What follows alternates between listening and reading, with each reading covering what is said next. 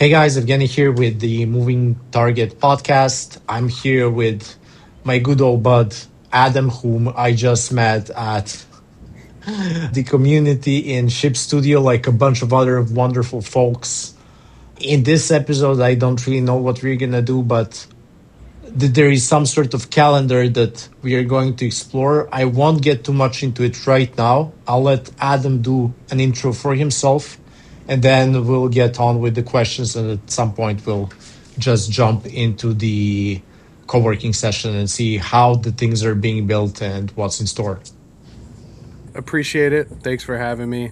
Like you said, we met in the Ship Studio community, and yeah, there's obviously a ton of exciting things coming out of that, and I think just in general there's a ton of exciting things coming out of AI every day at this point. Some background on me, I'm more so probably on the designer side versus developer side. I started my career in front-end development, and I was like a really bad front-end developer because I was trying to be pixel perfect all the time, and you just can't be pixel perfect as a developer. You got to move fast. So yeah, I found my way into product design and more so on the UX side of things. My experience has really been, unlike a lot of people I feel like in the Ship Studio community, I'm not agency based. I don't have a ton of agency experience. I've always worked for enterprise SaaS companies.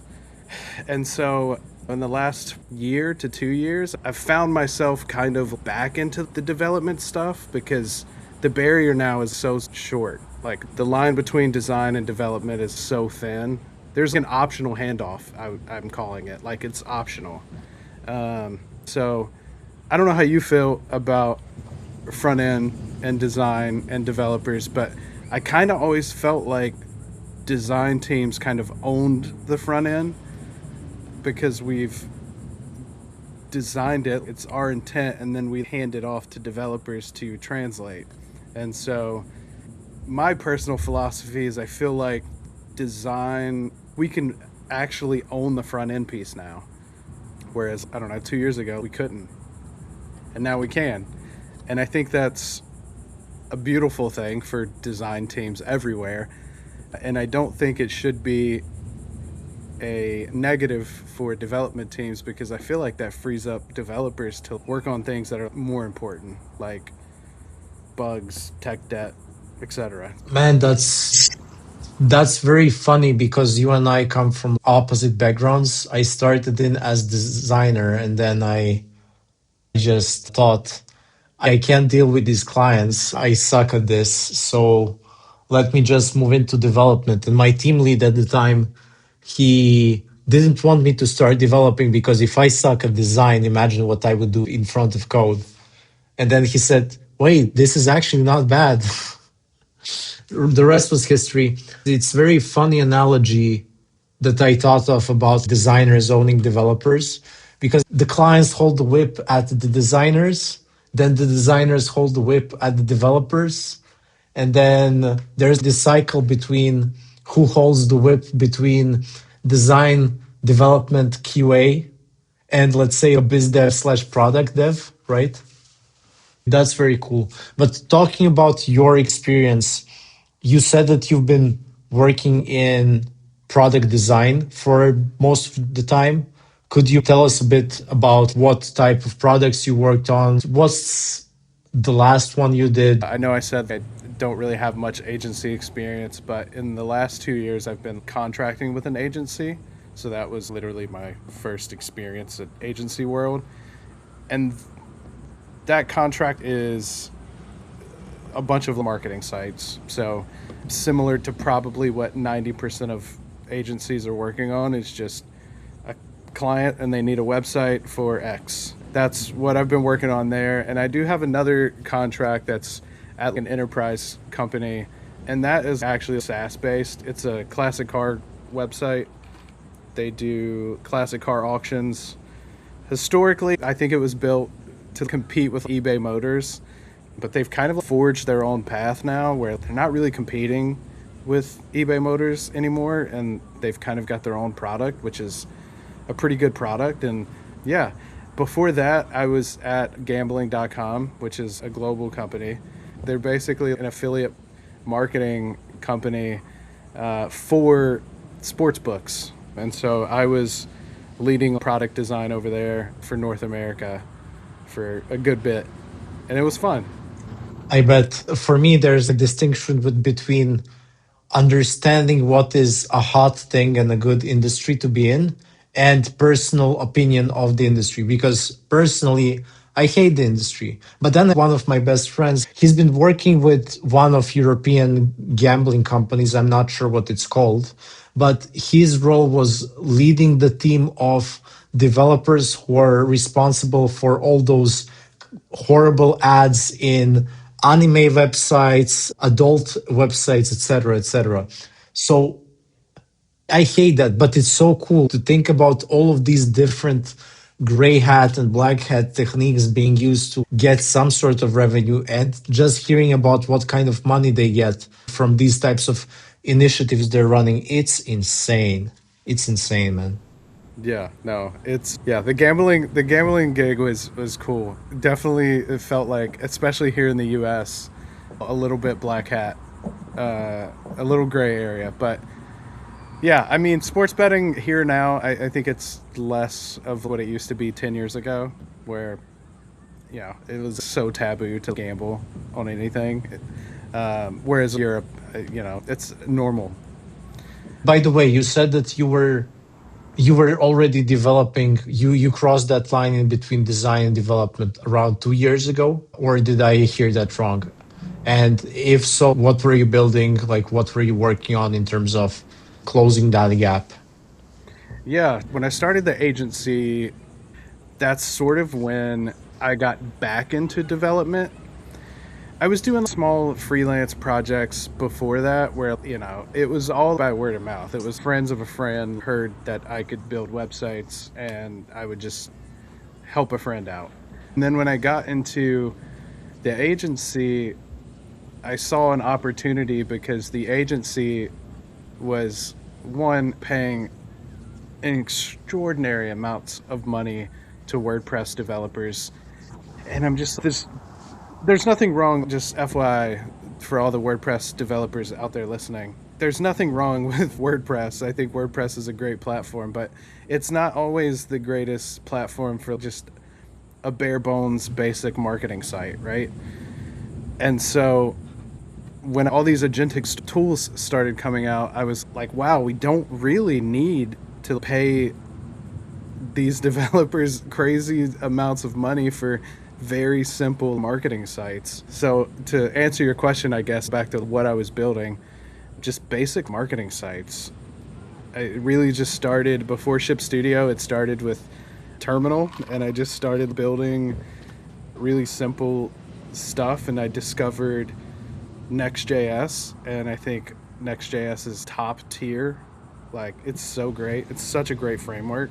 And then a selling point for me is the proof. Like, proof is in the pudding, if you will. You have a website on WordPress, you run it through PageSpeed Insights, you see the performance is 40, your, I don't know, cumulative layout shifts are so bad, your CSS needs minified, and I know there's 1,000 different plugins on WordPress to fix those issues, and also I know that a lot of that is choice of developer, right? Like, choose a quality developer and not someone who's just out here trying to make a ton of money, and you won't run into that. But I think for me, playing with Claude and rebuilding these small 1-2 page marketing sites with a framework like Next.js, enabling clients to edit stuff with Sanity, seeing those HSpeed insights shoot up from 40 performance to 96 was, all right, this is real.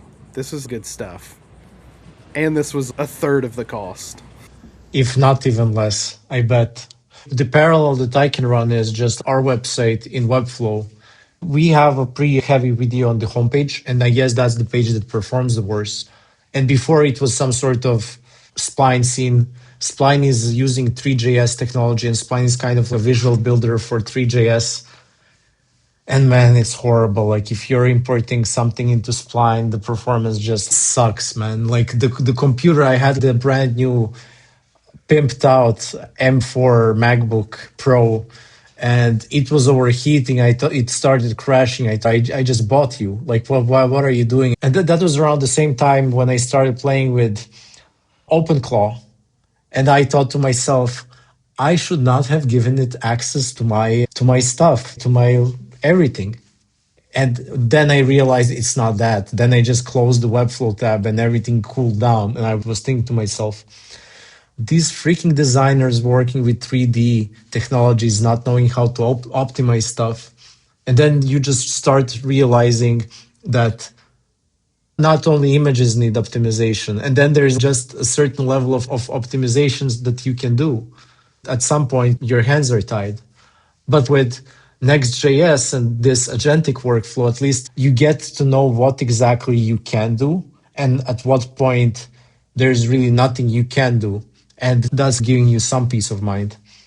But, anyways, that said, I would really like to see what you have been working on lately.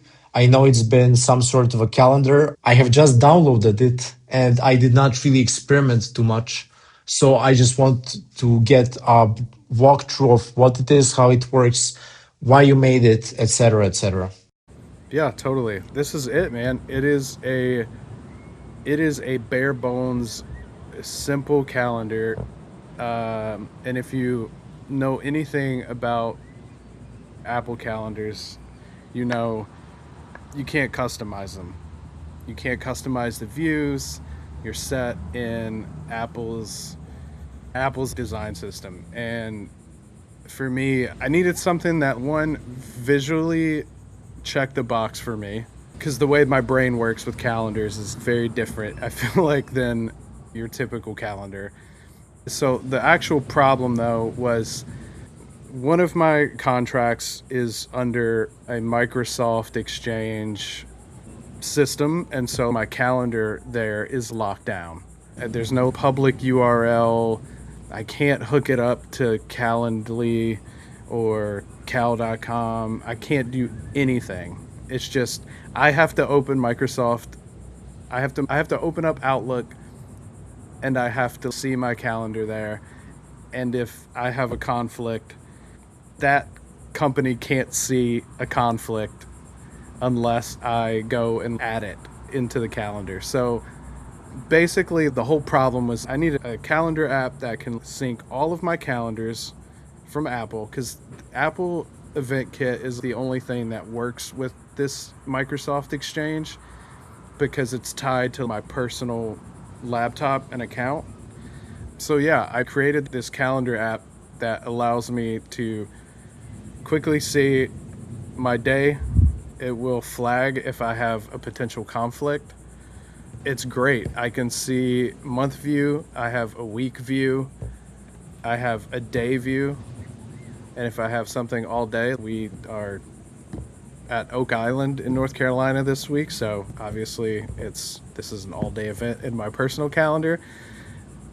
And it's just a super easy to use calendar app. I don't have to do any cognitive thinking when trying to see what I got going on for the day. No, man, that makes perfect sense. From my standpoint, I don't think I've used half of those. Like when I started the agency, it was an Outlook thing, and I absolutely freaking hated it. I never really tried Apple's calendar. It's a bit odd for me. I always preferred Google Calendar.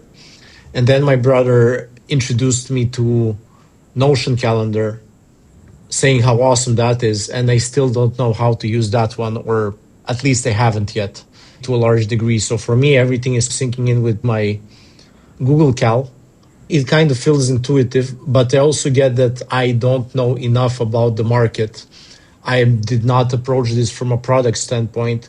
I do not have specific, hey, I hate this moments like you do. I bet that for you, it's like you are seeing this specific thing, and to you, it makes sense. And some Mm-hmm. things you cannot really even explain. They may be the UI or some sort of user experience that are very niche.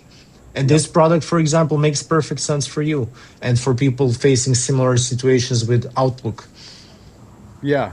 So there was an app that I really loved, and I still use it on my phone on iOS, but it is called Minical, and it is a calendar app for iOS. And there is a Mac OS version for it, but you have to pay for it in order to unlock some of the features, which is no ads, customization. Like you can change some colors, which I didn't really care about. What I really cared about is, especially on desktop, I needed a way to switch between month, week, and day. And that app didn't do that. But the actual app itself was beautiful. Like it was very minimal, it was clean, and it just resonated with my brain. And so I've got two choices here. I could pay for this app and be kind of locked in to this experience where I can't really edit things the way that I want it to, and I don't have the week and day view. All I got is the month view, and I have to deal with that. Or I can say, well, I've got this great, beautiful, amazing friend, very talented friend, and his name is Claude, and he can probably spend an hour building an MVP, and over the course of the next week, 2 weeks, as I find things that I need, I can just add it.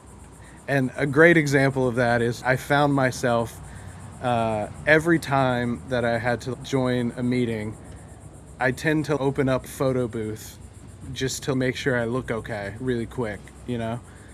And so why? I don't have to do that. I could literally just build a little thing up here that's just going to tell me how I look right now. And it tells me I look great. Awesome. Sweet. I'm ready to go. And so, yeah, I think that's the beauty in all of this. And if I'm being totally honest, I think if there's anyone that should be afraid in this new age of I think SaaS companies should really be afraid. I've seen a bunch of interviews from people who are working in financial markets talking about how much money has been wiped out due to AI, and it's incredible. Just thinking about what one can do to make a living in IT is it's daunting. It's very uncomfortable to think about that because the companies that were paying decently were usually software companies or big tech companies. And just thinking about the fact that it kind of was a bubble that just was inflating for over 20 years, that's kind of bursting right now. It's difficult.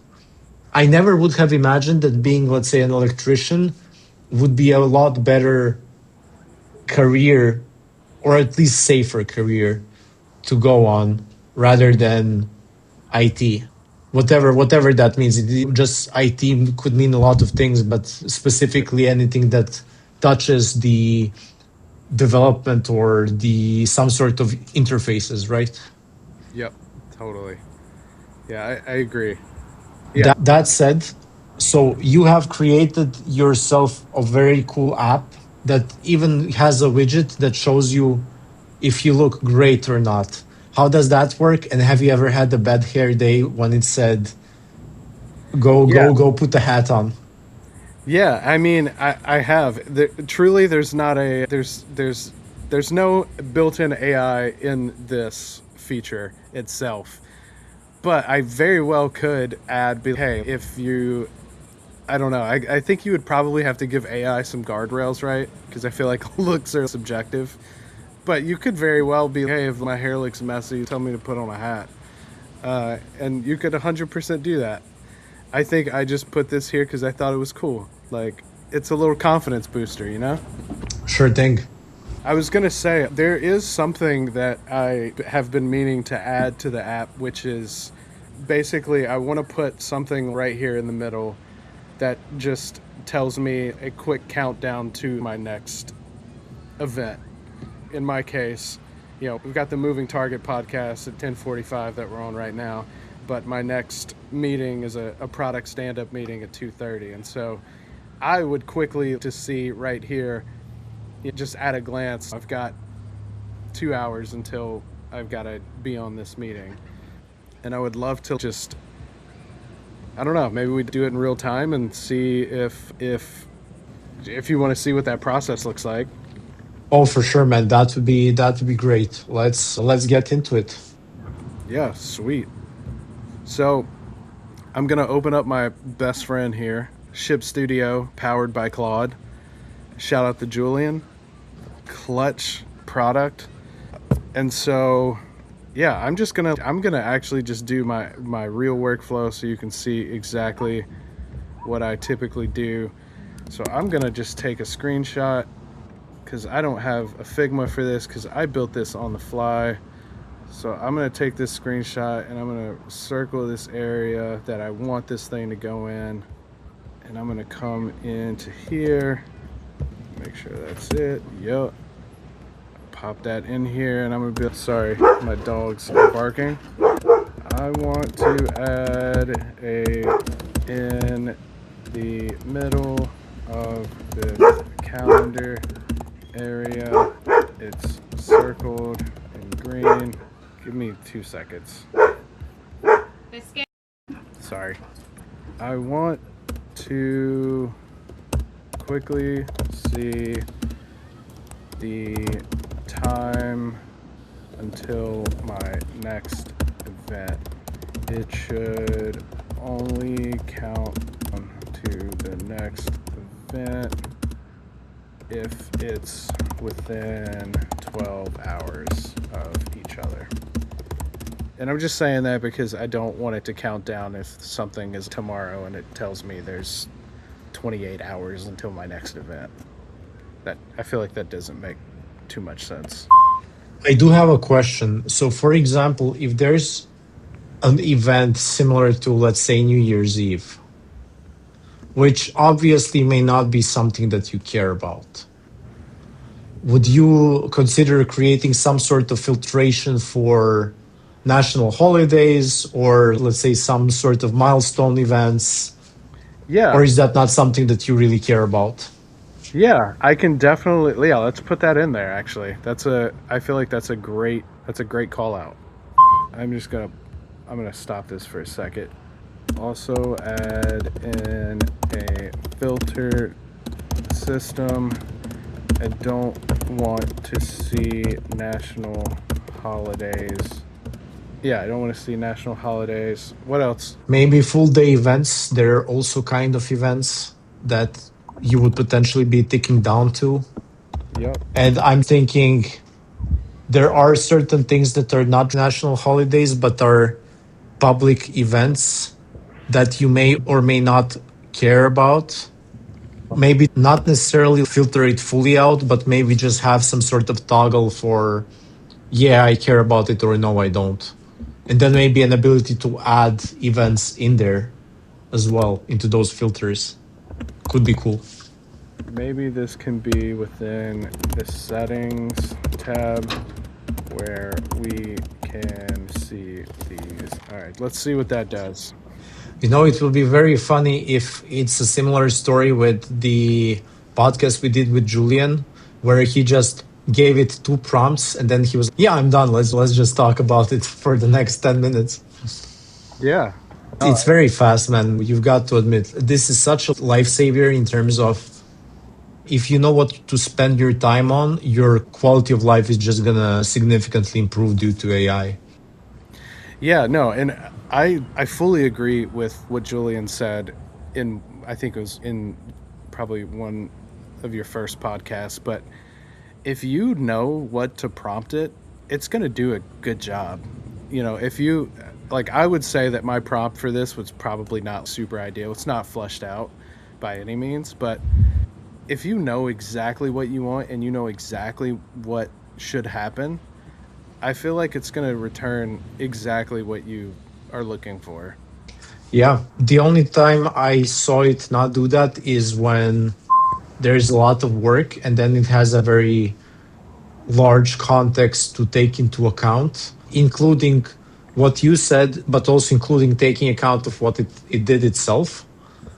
So then it's about trying to figure out how to break down the task. I mean, there are plenty of skills that can be used for this. Like you have one big task and you split it into smaller tasks, decompose and then reconstruct. Yeah, this is a great example. It's finding gaps that I didn't specify. Like, I just saw one. Birthdays. That's a perfect one. Like, being able to filter by birthdays, which is 100% something I would want to put in here too, because I don't always want to count down if it's some random birthday or anniversary in my calendar or something. I understand. There's a friend of mine did an app last year where he just used a map of the city, and the app was creating contacts. And what he would do is you would tap onto his phone, it would scan your phone number, it would save it with the contact info, and then also add a pin in the map, and also add a footnote with when he met you. And it added the footnote based on whether or not you were at some sort of an event. So if we met, for example, during some sort of Webflow conference in Belgrade, then it would say, hey, here's Adam, you met him at FlowConf at this time. This is where you did exactly on the map. And then if you have a birthday coming up and you don't know who the person is, then you can get a fresh reminder of who the person is and where you met him, which is very cool. The feature is live, yeah. Yeah, so yeah, this is a perfect example. So yeah, we've got product stand up in 3 hours and 5 minutes. Let's see in the settings here. Okay, so let's see what Claude said first. Only appears if the next event is within 12 hours, exactly as you asked. Nothing on the horizon quietly disappears. Turns amber when it's 15 minutes, so it grabs your eyes. Cool, love that. Click it, jumps to the event.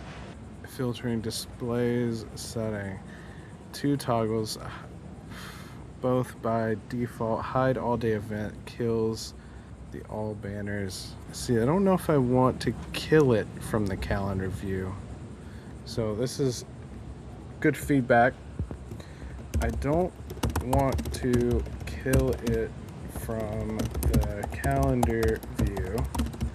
I just simply want the up next feature to quietly. See, this is a perfect example of bad prompting. I just gave it really no guardrails, just I shot in the dark. But it's totally How would you go around giving guardrails to a prompt? Is your practice saying what you want to do, give it an outcome that you would not like to see, and then saying what kind of outcome you would like to see? Or how exactly are you giving it guardrails? yeah. One thing I love about Claude, this is kind of new to me, was planning mode. But before that, I was using. I've also have a subscription to ChatGPT, and I would go into ChatGPT and I would explain what I was trying to build, and I would basically come up with a plan of this is exactly what I want to see, this is what I don't want to see. If there's UI involved, I would toss it screenshots from Figma. I would even give it references to apps or websites that I liked, and I would have it spit back out something that was ready for another agent to take on. But with Claude Planning now, I can simply just put it into plan mode, and I can just kind of back and forth with Claude in real time, just figure it out.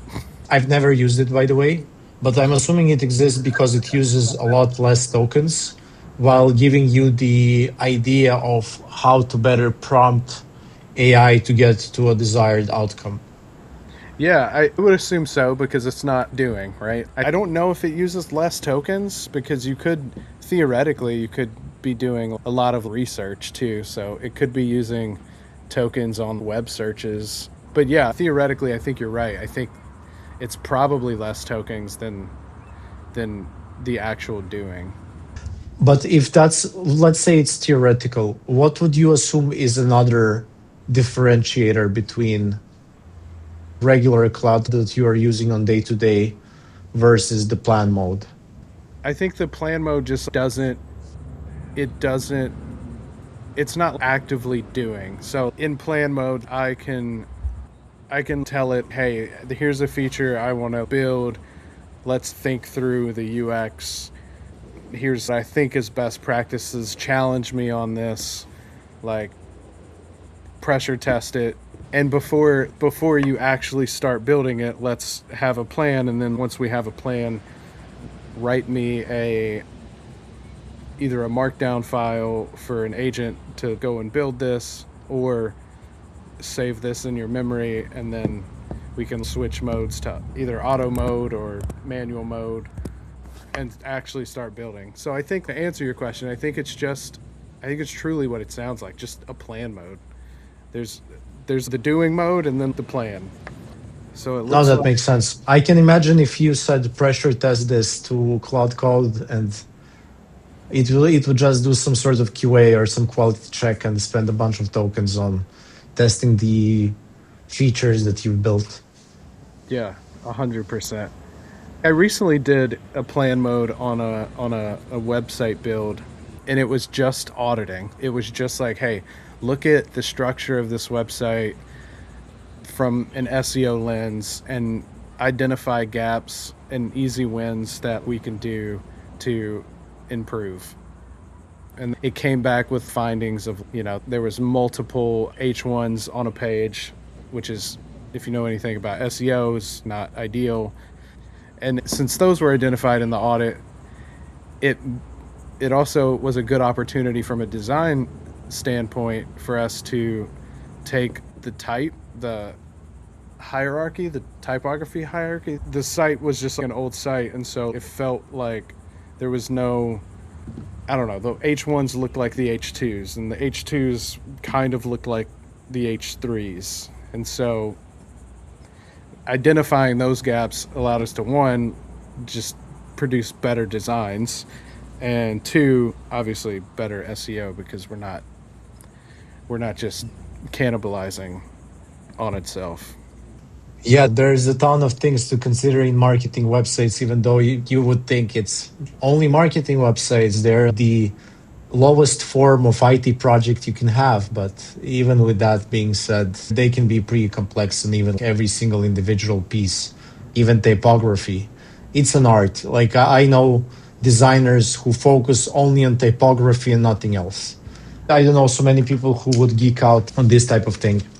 Okay, sweet. So it looks like it did it, but it looks like it did drop it from the settings menu, which I don't understand why it dropped from the settings menu. Let's see what that does. Menu bar, keep running in the menu bar. I'm not sure why you dropped it from the settings. We still need in the settings if we want to show next up birthday. I have two golden retrievers, by the way. That's really cool, man. One is called Biscuit, and the other one Is Marley. Marley. Like, That's yeah. That's a heartbreaking name. I loved and hated the movie at the same time. oh, dude, that movie made me cry like a little baby. Yeah, I know, man. Tell me about it.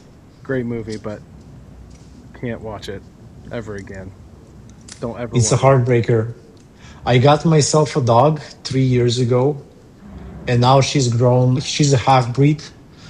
She's a Severus Snape from Harry Potter, a half blooded That's princess. She's already three, like they grow up so fast. But I'm trying not to think about the fact that in 5 years, I will be thinking the same thing. And in 5 more years, I will be living Marley and me. yeah. There's something beautiful about being able to feel so sad when that happens because that means that you just loved that hard, you know? I know, man. All right, here we go. Perfect. This is exactly what I wanted. So, up next, countdown to all day events. I can show it. Countdown to holidays and birthdays. I can show it as well. And this is I have no changes, no feedback. This is it. This is done. So now what I'm going to do is I'm going to say, Claude, this is great. Push it live. And I don't know, I must have tabbed. This is great. Let's push it live for an update to the masses. Now, theoretically, this should update for you. So you should get, once this is done and it's pushed out, you should get an update if I did my job correctly. Which, again, I'm not a developer, nor am I a app developer by any means.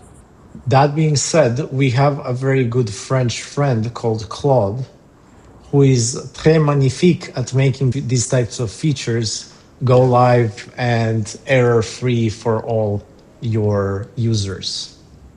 Yes. He is amazing. Claude, do this and don't make any mistakes ever. And I can also, imagine you holding up a whip for the yeah, developer. for Claude. I'm holding a whip to Claude. It's so funny. We find ourselves amazed at the great quality of Claude and just amazed at the things that it can do. Yet, when it doesn't do what we want it to do, we get so mad at it. Or at least I do. And imagine if that was a person. It would be, oh, Oh man, this really does remind me of how we take internet in airplanes for granted. Because imagine you're God knows how many miles above the ground and you're browsing the net at the same time. What? So you're moving at a speed that is so fast, traveling from place that is so far away from home within the same day, and you get an ability to access internet, and you are still bitching about internet being slow. How dare you? what a privilege. Yeah, man. I have privileges of 21st century. I think that my grandpa or great grandpa would not even understand what the hell we're talking about at all, even with internet in the sky, let alone Claude making mistakes Yeah. and us being mad at those mistakes. Yep. Yeah, I argued with a computer today. I argued with a language model that operates in zeros and ones.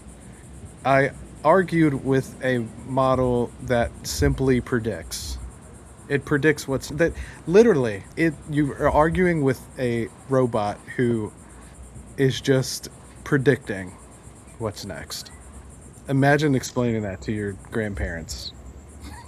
That's tough, man. But I can't believe it's been less than half an hour since you opened up Ship Studio and we're taking a feature live. Not and you're pretty chill. You're working slowly.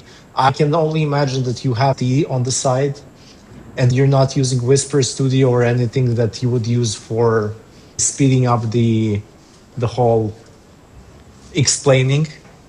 Yep. Even with that, who cares? You have been mega productive. Again, there's no financial gain from this calendar app. Like this was an app for me to solve a problem that I had. And so yeah, you're right. Like I would and sorry if the my audio is a little bad. It's getting a little windy. If I had other things to work on, which I will after this call, but I would in my day to day, I would hop out of this, do my other work, just come back to this every, I don't know, 15 minutes. If it If it's building, great. If it's thinking, great. I don't care. Just if I really needed it, which I don't in this case, it's not something that is live or die, is live or die. But yeah, I mean, I would just work on other things and come back to this periodically, check on it, and yeah. And if you think about it, it's so crazy because a year ago, if I wanted to do this, I would have to hop on. I would either have to find a specific developer for Mac OS, or I'd have to hop on Upwork or Fiverr or something to find somebody who knew how to do this.